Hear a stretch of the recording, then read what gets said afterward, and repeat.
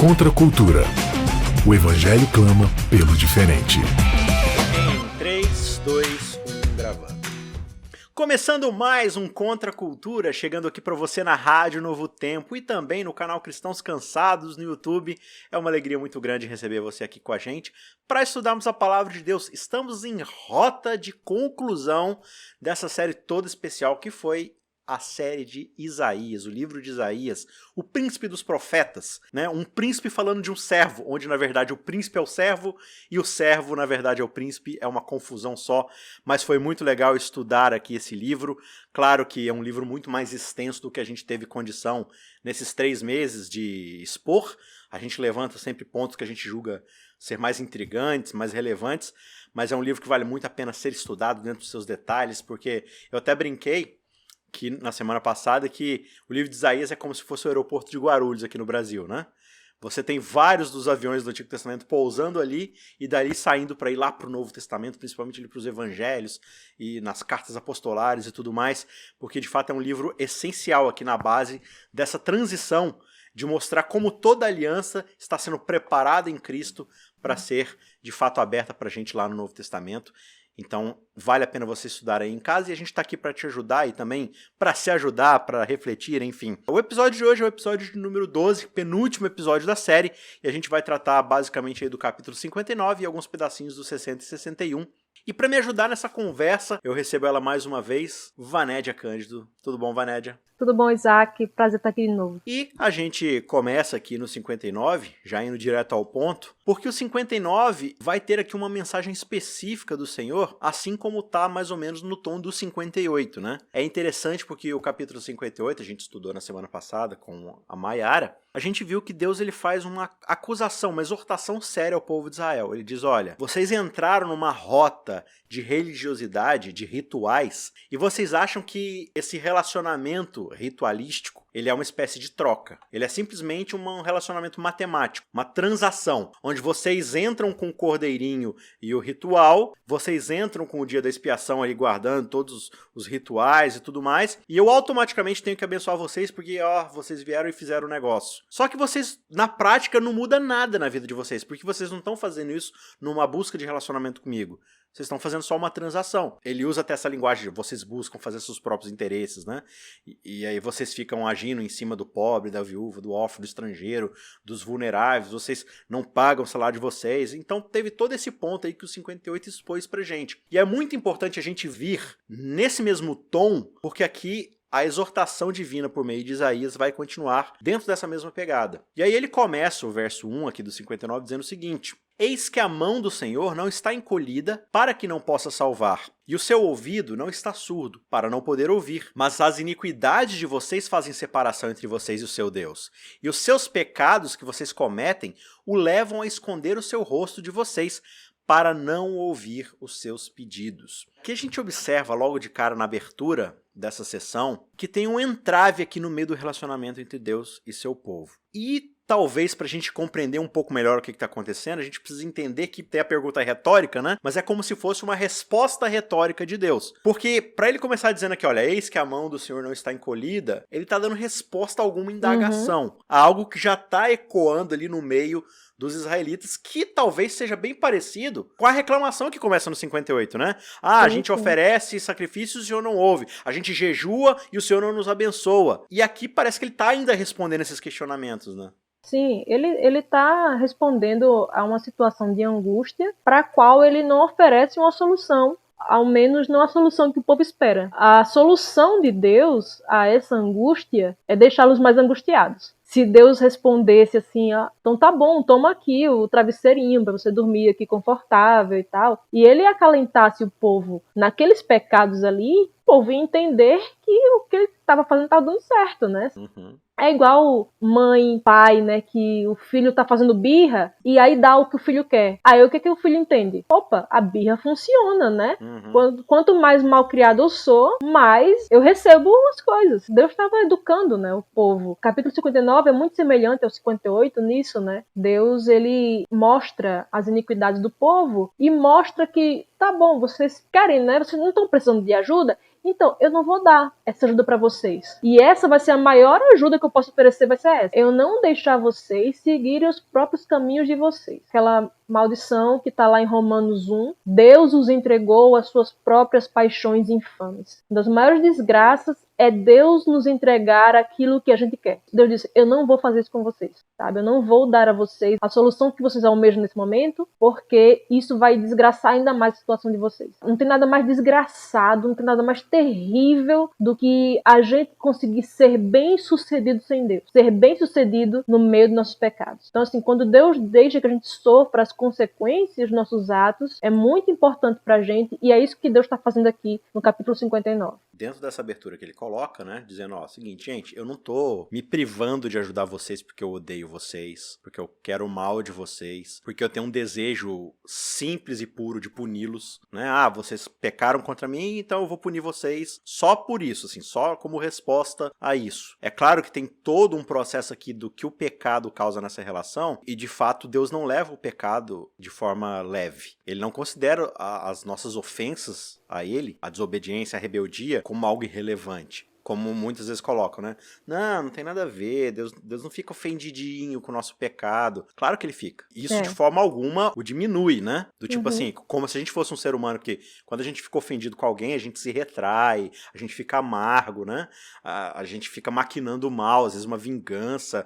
Não é isso que Deus sente quando ele está ofendido. Deus sente uma justa indignação por causa que o universo é gerido a partir do seu caráter e a partir das normas que são a constituição de quem ele é. Então, todo o universo está funcionando a partir daquilo que Deus é, da sua justiça, do seu caráter, do seu amor. A lei funciona assim. Então, quando a gente desobedece, quando a gente se rebela contra esses princípios, a gente está se rebelando não só contra ele, mas contra a sintonia fina do universo, digamos assim. Não é simplesmente uma coisa do tipo assim, falou que eu sou feio, fiquei ofendido. Não é isso. É o seguinte, olha, você ter ido contra as normas que eu estabeleci vão afetar quem está ao seu lado, vão afetar a natureza, as relações, vai afetar tudo, vai afetar a confiança do universo na minha justiça. É uma ofensa pessoal no sentido de que você está indo contra todo o propósito que eu criei para o bem-estar e o bom funcionamento do universo. Então eu preciso consertar isso e dar uma mensagem para todo o universo de que isso não é algo normal, não é algo natural. Então o que acontece se toda vez que vocês ficarem pecando, eu ficar livrando a cara de vocês? Que mensagem eu estou passando? Às vezes você precisa deixar o seu filho sentir um pouco de dor.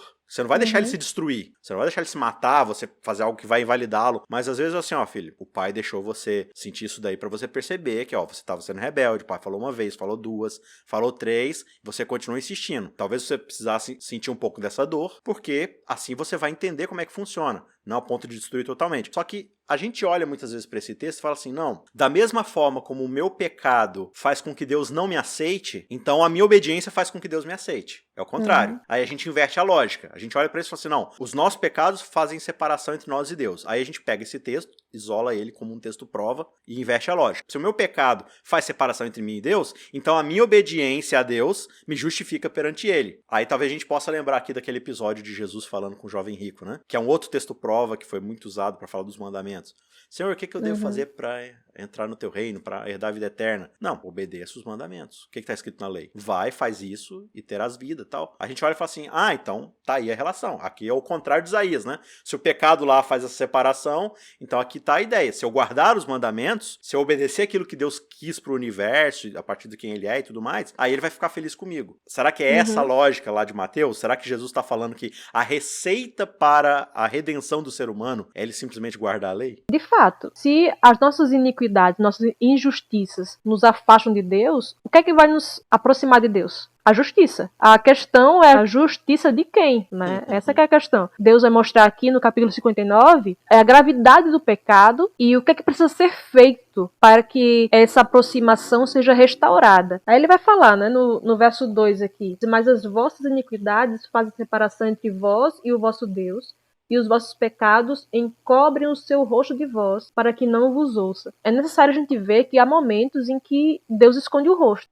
A gente vê isso muito claramente no Antigo Testamento, né? A Bíblia falando que Deus resplandece o rosto quando Deus está favorável, né? Que Deus também esconde o rosto. Agora, essa questão de que Deus esconde o rosto não é apenas uma questão de Deus simplesmente não quer mais olhar para nós. Existe essa questão, né, da ira de Deus contra nosso pecado, mas existe também a questão de que nós buscamos nos afastar de Deus. São os nossos pecados que também encobrem o rosto de Deus para que nós não o vejamos. Então Sim. tem esses dois lados, né? Às vezes a gente quer se relacionar com Deus, mas nos nossos próprios termos. Sim, sim. Que é o problema do 58, né? Uhum. Senhor, mas a gente tá te buscando, né? Vocês parecem um povo que querem saber minha vontade, que querem saber meus caminhos, aí vocês vêm, oferecem, fazem todo o ritual, mas é vocês tentando se relacionar comigo nos termos de vocês, ou seja, a gente vai continuar fazendo tudo que a gente sempre quis fazer e que o Senhor nos aceite. São as nossas condições, são os nossos termos. Uhum. É tipo assim, algo mecânico mesmo, como você disse, né? Tipo, eu instalei o programa do jejum.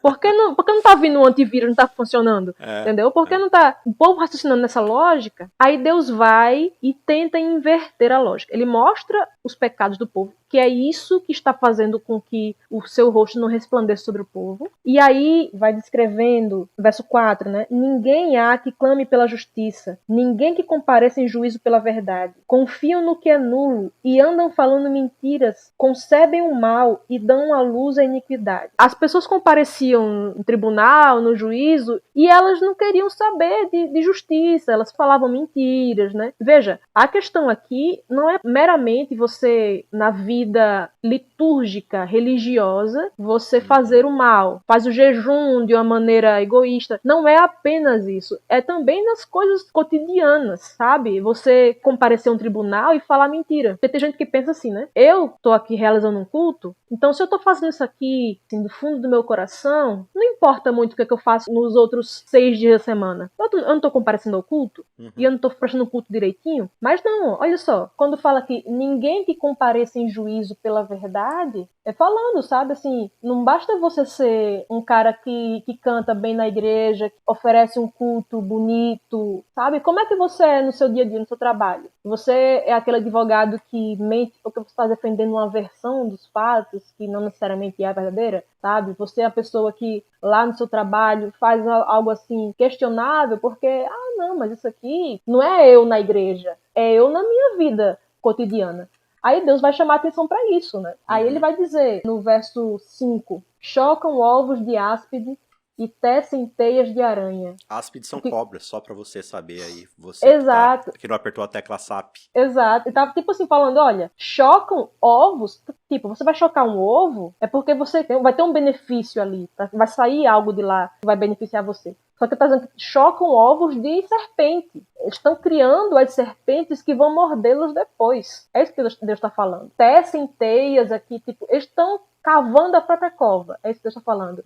Eles estão fazendo a armadilha na qual eles vão cair depois. Quem comer os ovos morrerá, e se o ovo quebrar, vai sair a cobra para picar vocês. Exatamente. Então, se correr o bicho pega, se ficar o bicho come. Se vocês estiverem nesse caminho aqui, vocês estão dando um tiro no pé de vocês, né? Deus estava utilizando expressões assim para falar basicamente isso. É um tiro no pé, cavar a própria cova, é fazer a armadilha que você vai cair depois. Então, assim, o pecado nunca é uma coisa assim, eu vou fazer isso e... Não vai ter consequências lá na Não frente. vai ter consequências. É porque, assim, o pecado, geralmente, por exemplo, quando você conta uma mentira, ou quando você se apropria de algo que não é devido teu, ou quando você se relaciona com alguém que você não tem a condição ética de se relacionar com aquela pessoa, parece que tá te dando uma vantagem momentânea. No momento você vai se sentir bem, você vai achar que tomou vantagem, que se deu bem, só que lá na frente tem a curva, tem o cruzamento, e aí que a coisa pega. Tem aquele negócio também não, fulano rouba, mas faz, né? Tem um político que faz um negócio errado, mas ele beneficia a gente. Não, essas coisas vão minar a própria base da sociedade. Tem agora uma nova versão, tá? Ele faz o que faz, mas é cristão.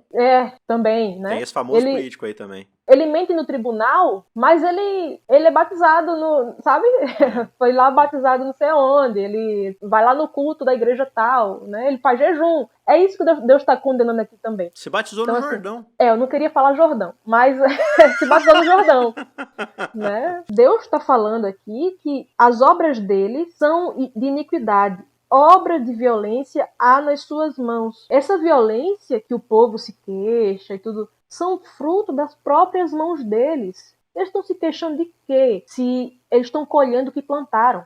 É isso que Deus está mostrando aqui para eles. Deus vai fazendo esse relato de quem é o povo, para que a gente entenda, né, que não é culpa de Deus, é culpa da pessoa, mas Deus ainda assim não deixa para lá. Porque se eu vejo que a pessoa está sofrendo as consequências de uma coisa que ela buscou, a minha tendência é, te vira aí, velho, tu fez um negócio aí. Isso é útil, em certo sentido, Deus usa isso aqui, mas não o tempo todo. A misericórdia de Deus é despertada pelos nossos pecados mesmo. Se não fossem nossos pecados, não precisaria demonstrar sua misericórdia. Mas é aí que ele demonstra, né? É aí que ele demonstra que é um Deus compassivo, longânimo, né? Porque a gente tá pecando o tempo todo. É igual um pastor Marcelo Torres. Ele disse que tinha um menino assim, filho de algum vizinho, alguma coisa assim, que era muito pidão. Tudo que ele via, ele pedia. Então ele tava lá torrando amendoim e o menino pedindo, né? Me dá.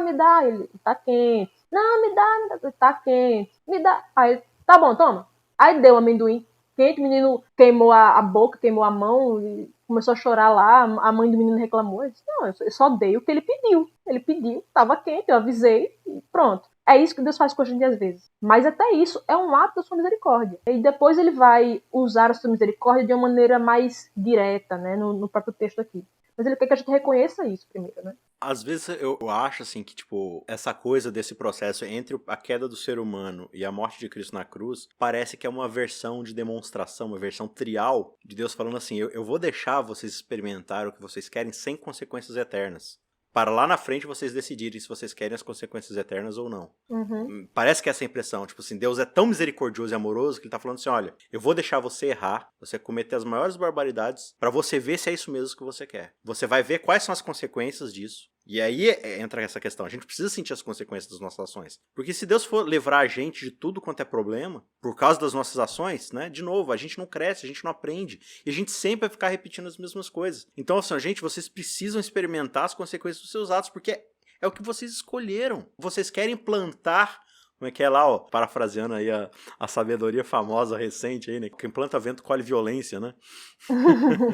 Vocês querem chocar cobra e sair... E nascer pintinho, sair frango, entendeu? Galinha da Angola. Né? Galinha caipira, não é assim que funciona, né? Tem uma outra questão sobre pecado também, Vaned, que eu queria levantar, porque a gente pensa muito em pecado em termos de uma coisa ativa. Sim. São as coisas de ruim que eu faço. E aí você citou o exemplo assim, de alguém que vai lá e engana, né? No local de trabalho, por exemplo. Agora, o pecado, ele se apresenta na sua passividade, na nossa omissão em relação à justiça. Ele fala aqui, né?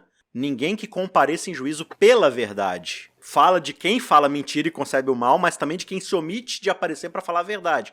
Então, da mesma forma como o pecado se apresenta quando eu minto para receber vantagem sobre alguém, mas e se eu estiver no meu local de trabalho e eu vejo uma pessoa sendo injustiçada e caluniada e eu me omito porque isso vai trazer para mim algum prejuízo profissional, financeiro? Isso também é pecado. E aí eu volto lá na história de Jesus com o jovem rico. Porque essa história ilustra muito bem a natureza do pecado. Porque você olha para a descrição aqui do profeta, vocês estão com as mãos sujas de sangue, os dedos cheios de iniquidade, os lábios mentirosos. Aí eu olho para mim, Vaned, poxa, você me conhece um pouco. Eu não sou uma pessoa que sai por aí mentindo à torta e à direito. Eu nunca derramei sangue de ninguém. Eu sou uma pessoa boa. Esse texto não tá falando comigo. Esse texto não tá me descrevendo. Eu nunca derramei sangue. Eu nunca saí por aí mentindo pra todo mundo. Não tá falando comigo. Aí eu olho pra história do jovem rico e aí Jesus fala assim, então, você quer raciocinar a partir de pontos éticos do que você faz ou deixa de fazer? Então vamos lá. Como é que é a lei? Como é que você interpreta? Aí ele fala, olha, ama a Deus acima de todas as coisas e ao teu próximo como a ti mesmo. Aí ele diz que guarda essas coisas. Ele ama o próximo dele como a ele mesmo. Aí Jesus fala assim, tá, se você quer ser perfeito nessa interpretação sua que você tá tendo, você tá falando que ama seu próximo como a ti mesmo, certo?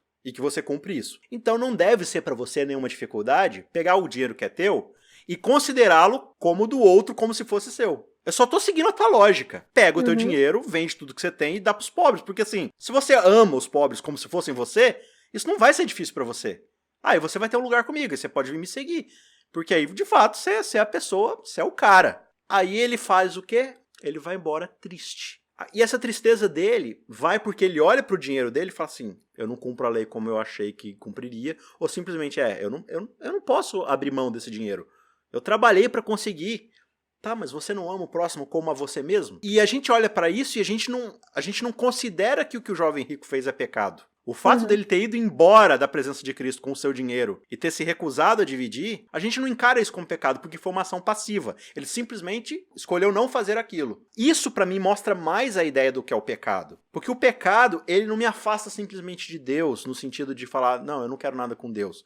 Ele faz eu olhar pro meu semelhante e achá-lo indigno de ajuda, de auxílio, de divisão, de compartilhar. Então, voltando aqui para Isaías, talvez o povo olhe e fale assim, não, mas eu não estou derramando as mãos de sangue, mas às vezes você não está pagando para o seu funcionário o salário que seria justo pagar para ele. Você está retendo esse pagamento. Tudo bem, talvez você não está derramando sangue assim de ir lá esfaquear alguém, mas você olha para a viúva ali que está abandonada na sociedade, você olha para o órfão que está ali sem ter o que comer, e a injustiça que está sendo causada a eles, de eles não terem o que comer, sendo primeiro filho de Deus, né, imagem e semelhança de Deus, sendo cidadão de Israel, fazendo parte da aliança, a tzedaká, né, a tzedak, que é a justiça, ela não está sendo oferecida. Então, olha, vocês estão, como a expressão que ele usa aqui, né, vocês não comparecem em juízo pela verdade. A gente pode aplicar isso aqui. Vocês também não comparecem em juízo pela alimentação desses vulneráveis, por cobrir a nudez desses vulneráveis, por talvez tratar melhor os cidadãos ao seu redor, aqueles que têm menos condição, ou pelo menos tratar aqueles que têm condição igual com justiça, com seriedade e tudo mais. Tudo isso, a gente começa a enxergar o pecado não como simplesmente uma equação negativa de que eu fiz algo que me deixou em dívida com Deus. Não é só essa a questão. São as implicações do que essa dívida está causando. Porque aí a gente começa a entender assim, não, eu fiz algo que me deixou em dívida com Deus. Agora eu vou fazer uma outra ação que vai me deixar em saldo positivo. Então, Senhor, ó, o jovem rico, Senhor, eu honro pai e mãe, eu faço isso, faço aquilo, faço não sei o que lá. Até devolvo meu dízimo. Toda essa riqueza que eu tenho tá toda dizimada, fica tranquilo. 10% foi pro templo. Beleza, e os outros 90%? Não, isso aí já é meu, né? Já é uma outra relação. Então, eu acho, Vaned, que a gente não reflete muito no pecado nessa forma passiva. Quando eu olho pro meu semelhante, a minha omissão também demonstra o que Paulo vai falar em várias das suas cartas, principalmente em Romanos. Não há um justo sequer. Ninguém teme a Deus. E se a gente não teme a Deus, se a gente não guarda o primeiro dos mandamentos, o segundo, naturalmente, não vai ser guardado.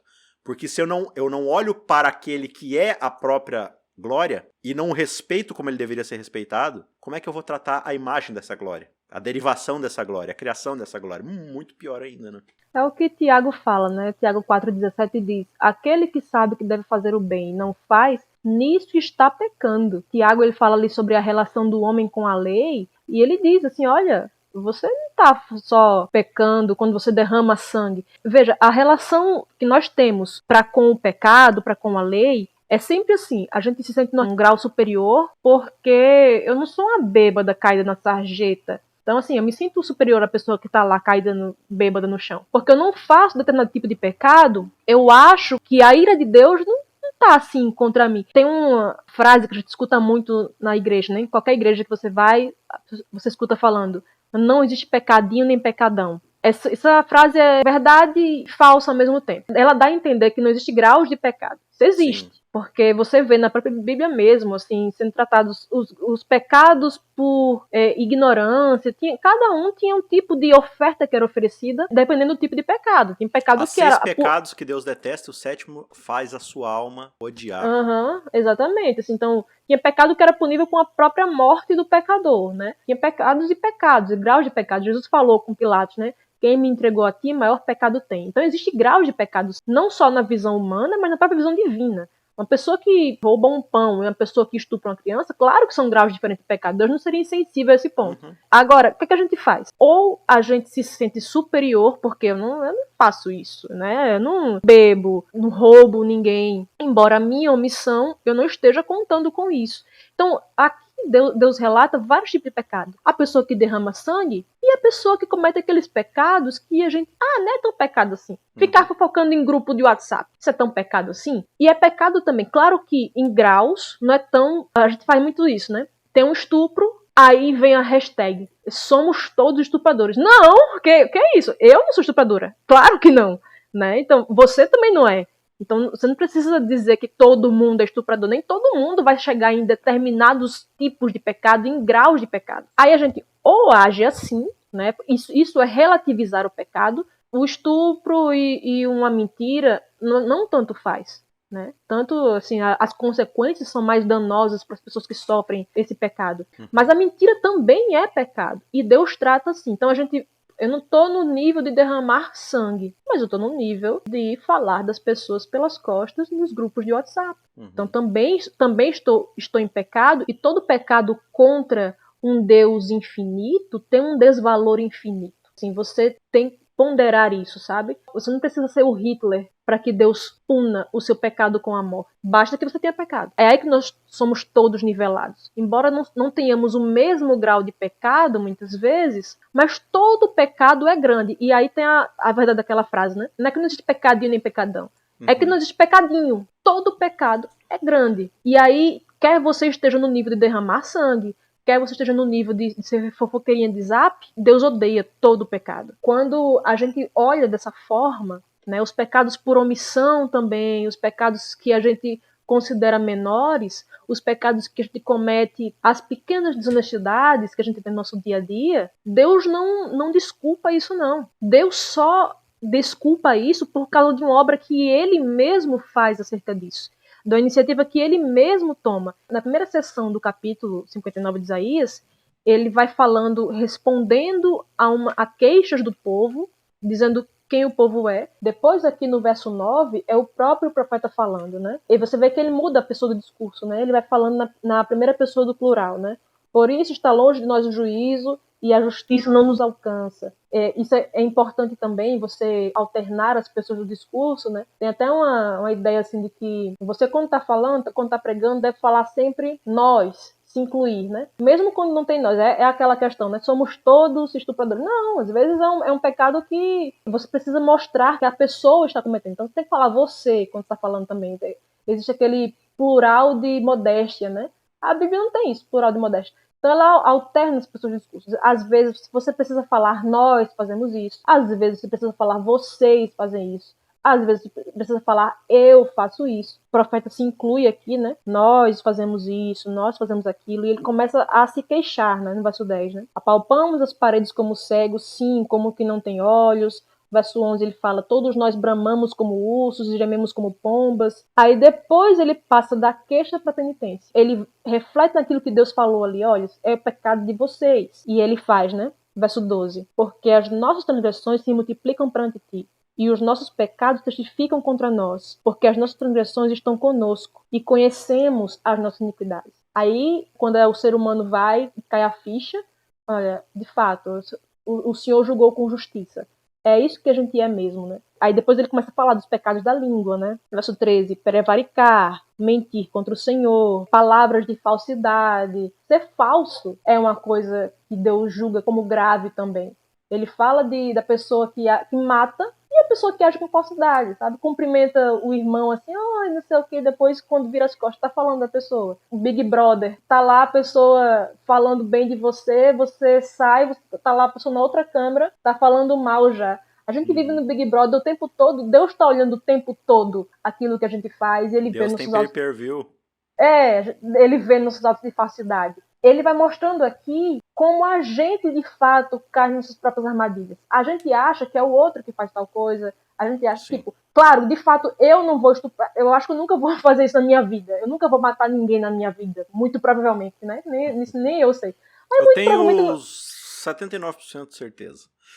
muito provavelmente não vou fazer isso. Mas ainda que eu não faça isso, eu não estou desculpada. Esse é o argumento de Deus aqui. Ainda que você não faça isso, você não está desculpado. Quando Deus vai e ele fala, né, verso 14, pelo que o direito se retirou e a justiça se pôs de longe, porque a verdade anda tropeçando pelas praças e a retidão não pode entrar. Sim, a verdade sumiu. E quem se desvia do mal é tratado como presa, sabe? É a questão de você dançar conforme a música. Você tem que fazer aquilo que todo mundo está fazendo, né? Porque senão as pessoas vão olhar torto para você. Porque afinal você tem uma reputação e você não pode perder o prestígio que você tem. A gente vê muito no meio da política, né? Você tem que fazer aquilo que todo mundo está fazendo. Você é melhor que os outros para não fazer? Está ali no ambiente de trabalho, tá todo mundo puxando o tapete do outro, ou tá todo mundo fofocando, falando mal de ciclano, você não vai fazer isso? As pessoas passam a olhar torto para você. E quando você quer o tempo todo a atenção, quando você quer o tempo todo o prestígio humano, você cai nessas coisas. Veja que são coisas sutis que Deus está colocando, e ele está falando, isso é grave. É a mesma coisa de uma doença gigantesca, né? Pega o câncer, por exemplo. O indivíduo tem câncer no pulmão, aí o cara fala assim, o que é pior? O cansaço ou tossir sangue? É claro que tossir sangue é pior que estar cansado, mas os dois são sintomas de câncer no pulmão. Então a gente não pensa que, na verdade, assim, não importa o grau de intensidade do pecado. Todo pecado, seja pecadinho ou pecadão, ele testifica do pecado maior, que é a rebeldia. Que é a separação, né, também, a separação entre nós e Deus. Mas esse que é o ponto, tipo, existem pecados com P minúsculo, certo? Que são os pecados que a gente comete, mentir, roubar, matar, enganar, ser orgulhoso e tudo mais. E existe o pecado com P maiúsculo, que é a essência do pecado, toda a ideia do pecado. Esse pecado com P maiúsculo todos temos, que é o quê? O fato de que nós escolhemos não seguir a vontade de Deus. Que nós, um dia, lá por meio dos nossos pais... mas foi Adão e Eva, o que eu tenho a ver com isso? Olha para sua vida hoje. A gente não escolhe todos os dias seguir o mesmo caminho? A gente deu o exemplo aqui do trabalho, né? Eu vi uma injustiça acontecendo. Se eu for lá e falar a verdade, eu vou tomar um prejuízo na minha vida. Se você olhar isso aí com os olhos da Bíblia, você vai ver duas portas. Uma tem o fruto da árvore do conhecimento do bem e do mal, e a outra tem a fruto da árvore da vida. Você está diante dessas mesmas frutas, dessas duas árvores. Ou você escolhe uma para ter vida, ou você escolhe a outra para achar que vai se safar, para achar que vai receber alguma vantagem, o conhecimento dos deuses, ser como Deus, que na verdade vai te levar para o mal.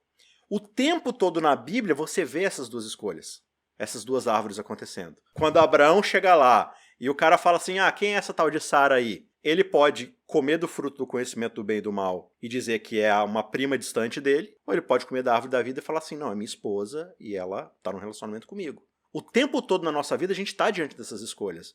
Mas é Adão e Eva, por que eu estou pagando pelo pecado que eles cometeram lá atrás? Não, a gente repete isso o tempo todo. E o que o texto de Isaías está falando aqui agora, ele falando na primeira pessoa se tem alguém aqui que acha que não está cometendo o pecado com P maiúsculo, mas eu não cometo esse pecado com P minúsculo, esse aqui não é meu, esse aqui eu não derramei sangue, eu não fiz isso. Tá, mas analisa a sua vida. Jovem rico. Quando o jovem rico se recusa a distribuir seu dinheiro, ele está atestando de qual fruto ele comeu. E esse pecado é o grande problema. Ele é o câncer, ele é a AIDS. Todo o resto é sintomas. Talvez eu não manifeste os mesmos sintomas. Talvez eu lute com o pecado da mentira, o pecado do P minúsculo da mentira. Talvez a Vanédia lute com o pecado do orgulho, da usura. Cada um de nós vai lutar com pecados que são mais fortes dentro de nós, por causa da personalidade, da criação, várias outras coisas. Mas todos nós usufruímos do pecado, do afastamento de Deus. E esse é o grande problema que a gente não enxerga. E a gente fica tentando comparar ali esses pecados aqui e ali e tal, não sei o que lá. E no fim das contas, o que ele está descrevendo aqui pra gente é um Senhor que olha para nossas vidas, que olha para o seu povo de Israel ali e não encontra a justiça. O que é essa justiça? É fazer aquilo que Deus nos criou para fazer lá no Éden. Comer do fruto da árvore da vida para que tenhamos vida. E ele coloca essas duas árvores diante de Israel lá no Sinai. Ele dá toda a sua lei e fala o quê? Se você fizer isso aqui, se você seguir esse caminho... Eis as bênçãos que você vai receber. Você vai receber proteção, você vai receber isso, vai prosperar, sua vida vai ficar tudo bem. Vai dar tudo certo, eu vou cuidar de você.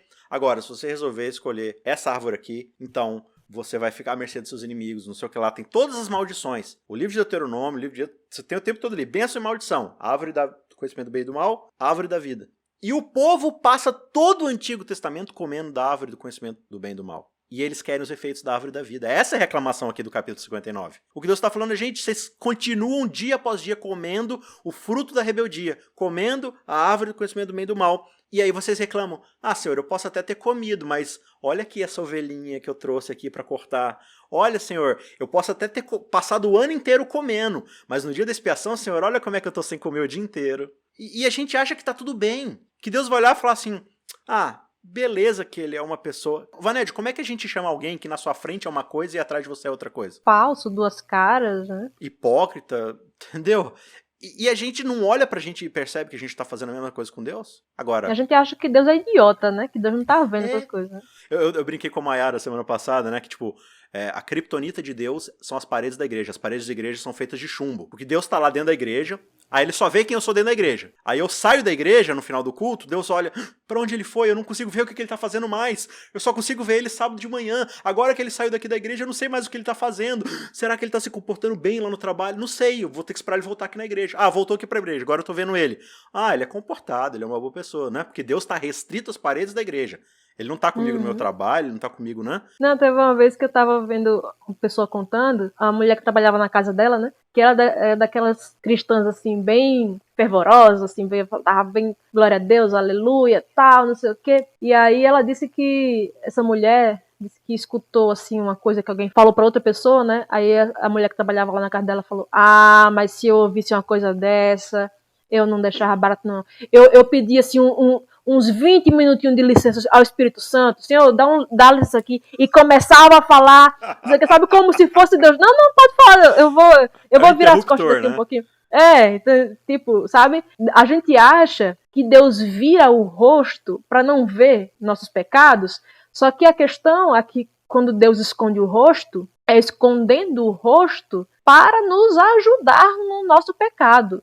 Deus, ele está sempre vendo nosso pecado. Nossos pecados estão sempre diante dele, é o que o texto fala. Mas a ajuda não vem como a gente queria, porque Deus escondeu o rosto não para não ver nossos pecados, mas para não fazer com que a gente chafurde neles cada vez mais. A gente não percebe que Deus está o tempo todo olhando isso e que Deus, é como George Knight fala, né? O pecado me seguiu até a igreja. Quando nos jejuns, quando nas orações, a gente não faz aquilo que deveria fazer. E aqui, no capítulo 59, veja que não tem rituais religiosos. É a gente no dia a dia sendo aquilo que a gente é de verdade durante os rituais. São rituais falsos, da boca para fora. E ali no dia a dia isso vai se refletir em a gente ser pessoas que não estão nem aí para mentir. O pecado não dói mais. Essa que é a questão. Todo mundo é pecador. Mas tem gente cujo pecado vai doer, sabe? Ela vai sentir aquilo ali. E Deus está ainda fomentando a sensibilidade para que a gente sinta o pecado. Porque depois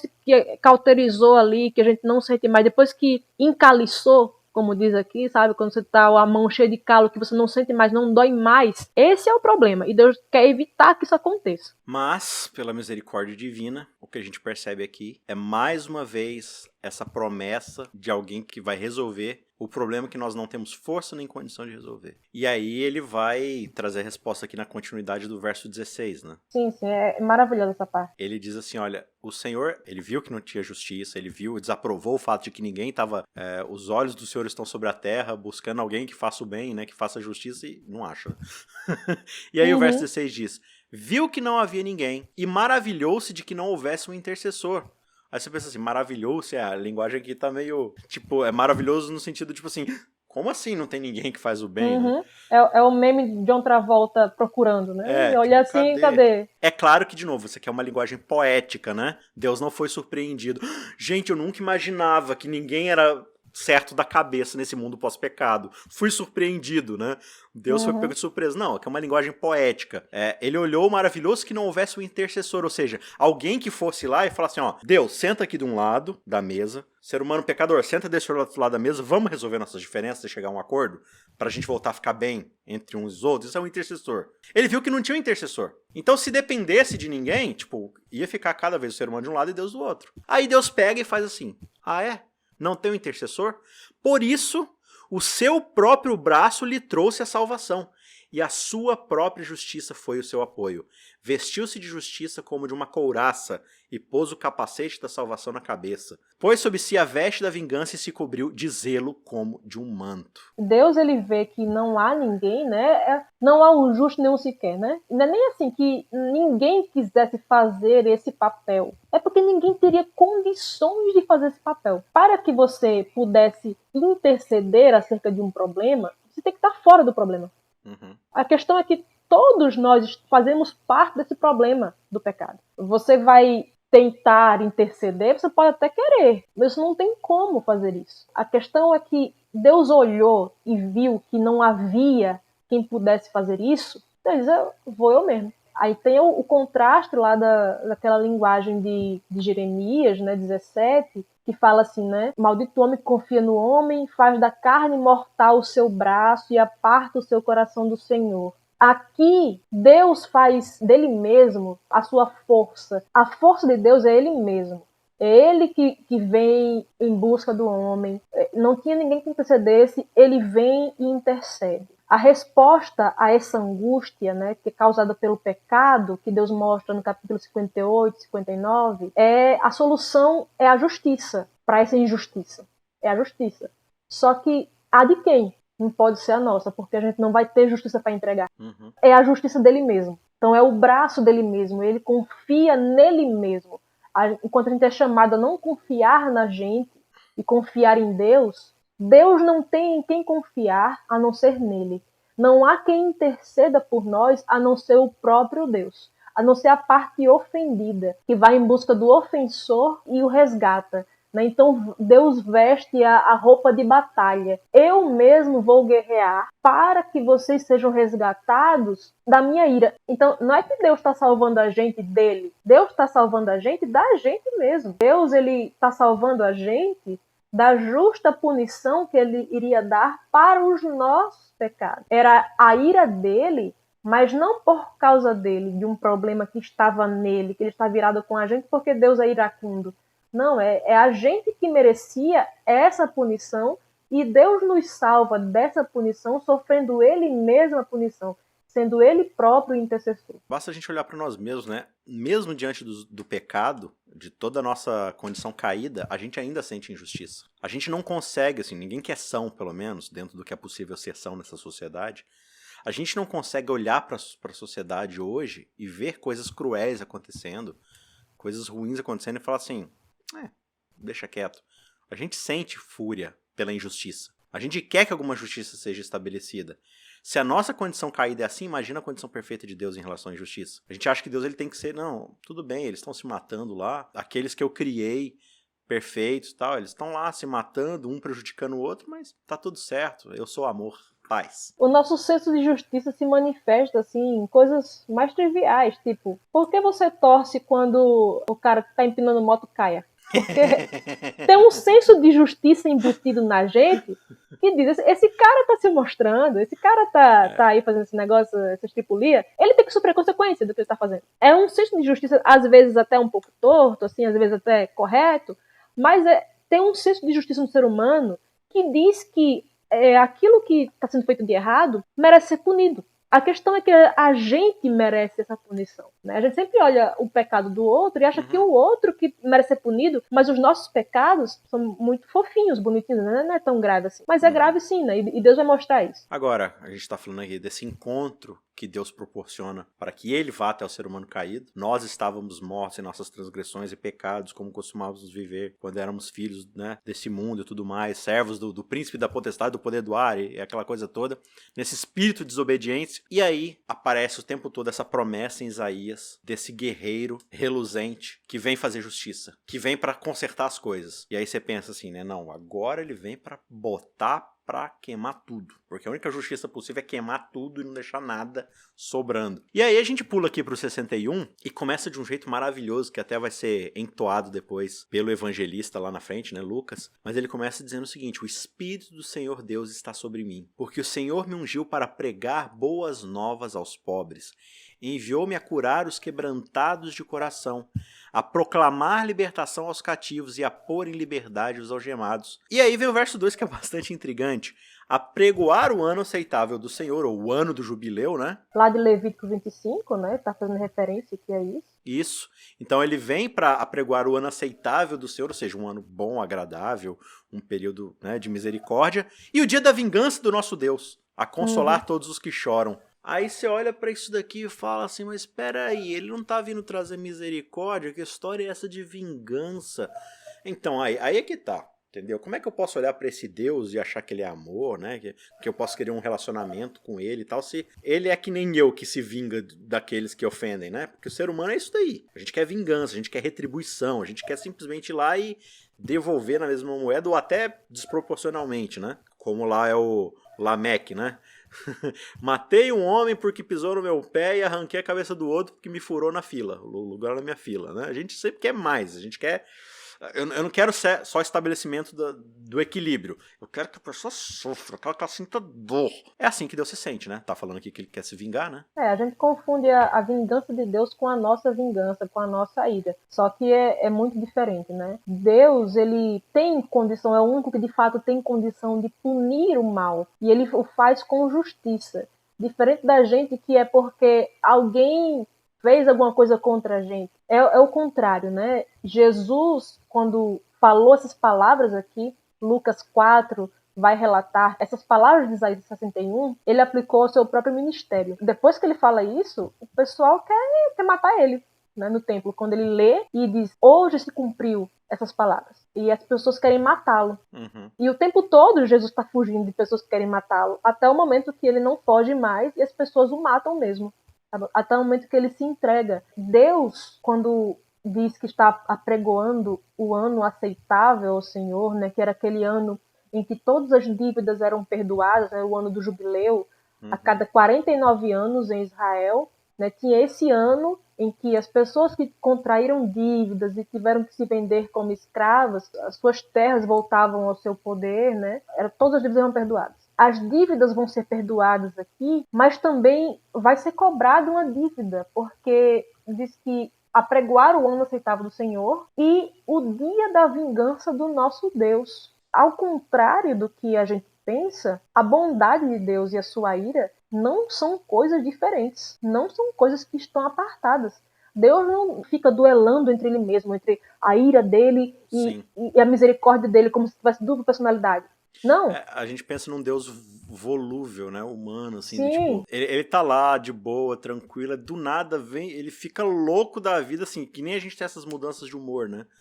De que a gente tá lá de boa e algo irrita a gente sai da nossa paciência, como se Deus ficasse nessa, como se fossem esses deuses gregos, né, romanos, de tipo, me deixou bravo agora, assim, do nada, assim. Isso é pecado, isso é o pecado. No caso de Deus, não, né? A gente separa o que Deus uniu, né? Deus une a sua ira com a sua bondade. Eu sempre falo, já falei aqui várias vezes, né? Mas é justamente porque Deus é amor que ele necessariamente tem ira. Porque se ele não tivesse ira contra o mal, ele não seria amor. Ele seria péssimo, ele seria muito mal, né? Ele não seria perfeito. A perfeição de Deus, o amor de Deus, o caráter de Deus santo, está em justamente ele repugnar o mal, sabe? Ele repudiar a tudo aquilo que vai contra a sua natureza, o seu caráter de amor. É o fato de Deus ser bom que faz com que ele puna o mal. Então, esse dia da vingança de Deus é Deus punindo o mal.